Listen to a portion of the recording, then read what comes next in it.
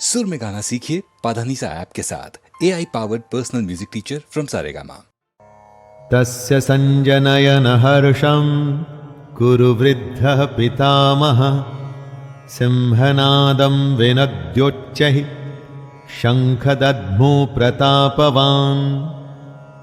शंख उद्घोषणा होती है होने वाले युद्ध की।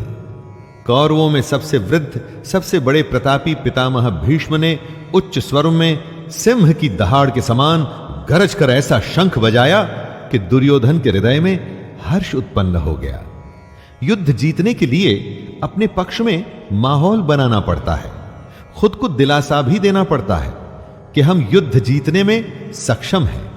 ऐसा ही पितामह भीष्म ने किया और ऐसा ही हमें भी करना चाहिए।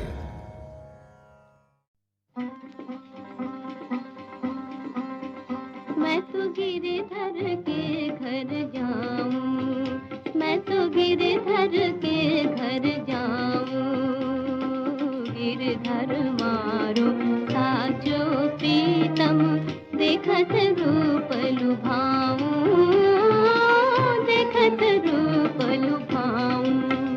मैं तो गिरधर के घर जाऊं, मैं तो गिरधर के घर जाऊं।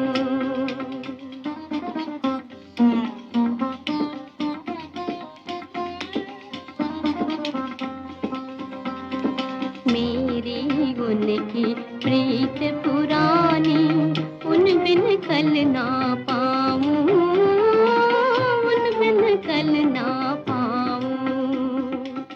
जहाँ बैठावे तिथि ही बैठो, जहाँ बैठावे तिथि ही बैठो, बेचे तो बिक जाऊं, बेचे तो बिक जाऊं। मैं तो गिरधर के घर जाऊं, मैं तो गिरधर के घर जाऊं, मैं तो गिरधर के घर जाऊं, मैं तो गिरधर के घर जाऊं।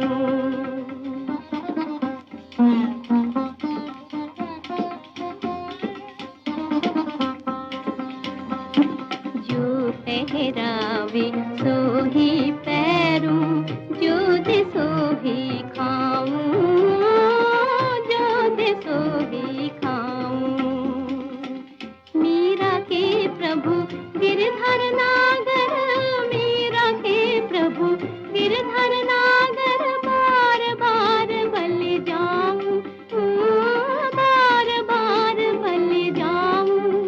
मैं तो गिरधर के घर जाऊं, मैं तो गिरधर के घर जाऊं, मैं तो गिरधर के घर जाऊं, मैं तो गिरधर के घर जाऊं।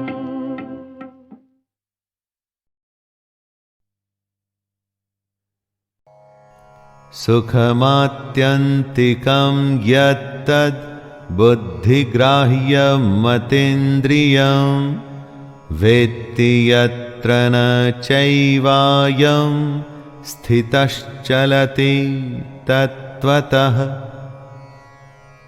कुछ सुख तो होते हैं जो इंद्रियों के भोग से आते हैं, अर्थात हमारी इस दुनिया के सुख, और कुछ सुख होते हैं जिनके बारे में हम जानते ही नहीं। कृष्ण उन्हीं के बारे में बता रहे हैं। यह सुख उस परमात्मा के साक्षात्कार से ही संभव होता है, और यह जो सुख है इसको हम अपनी सूक्ष्म बुद्धि से ही ग्रहण कर सकते हैं, लेकिन तभी जब हम योगी की अवस्था में आ जाएं। जिन सुखों को हम जानते हैं वो तो थोड़ी देर के ही होते हैं। असली सुख क्या है वो हम में से कुछ लोग ही जानते हैं। इसलिए दोस्तों, अगर आप ये जानना चाहते हैं तो योग करना शुरू कर दीजिए। योग पहला कदम है उस परम आनंद को जानने का। सर्वयोनिषु कौन्तेय मूर्तयः संभवन्ति यः तासां ब्रह्म महद्यो निरहं बीज प्रदः पिता। कृष्ण कह रहे हैं कि जो भी प्राणी होता है चाहे भालू हो या शेर, या फिर एक्सटिंक्ट हो चुके डायनासोर हो, या हम और आप, जो भी शरीर धारण करने वाले प्राणी हैं, उनको धारण करने वाली जड़ प्रकृति ही माता है और कृष्ण ब्रह्म यानी कि आत्मा रूपी बीज को स्थापित करने वाला पिता। प्राणी का जन्म माता और पिता से ही संभव है। जो काया है, शरीर है, बॉडी है, बिना प्राण के वो जड़ प्रकृति है।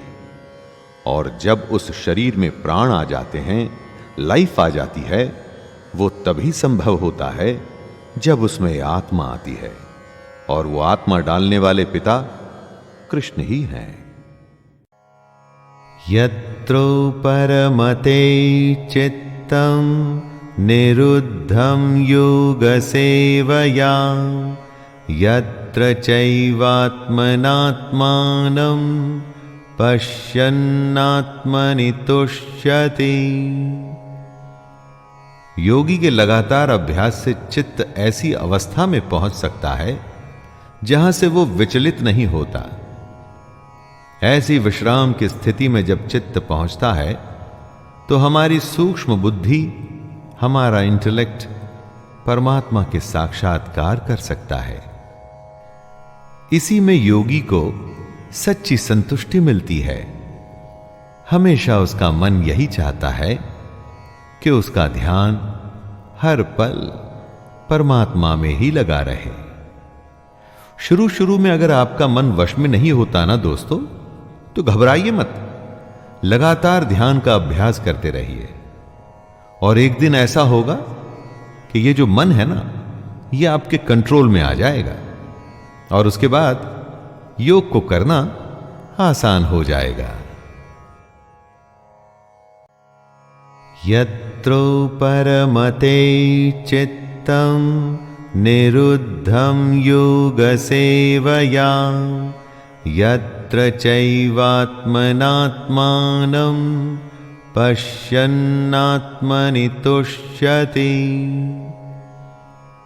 योगी के लगातार अभ्यास से चित्त ऐसी अवस्था में पहुंच सकता है जहां से वो विचलित नहीं होता। ऐसी विश्राम की स्थिति में जब चित्त पहुंचता है तो हमारी सूक्ष्म बुद्धि, हमारा इंटेलेक्ट परमात्मा के साक्षात्कार कर सकता है। इसी में योगी को सच्ची संतुष्टि मिलती है। हमेशा उसका मन यही चाहता है कि उसका ध्यान हर पल परमात्मा में ही लगा रहे। शुरू शुरू में अगर आपका मन वश में नहीं होता ना दोस्तों, तो घबराइए मत। लगातार ध्यान का अभ्यास करते रहिए, और एक दिन ऐसा होगा कि ये जो मन है ना, ये आपके कंट्रोल में आ जाएगा, और उसके बाद योग को करना आसान हो जाएगा।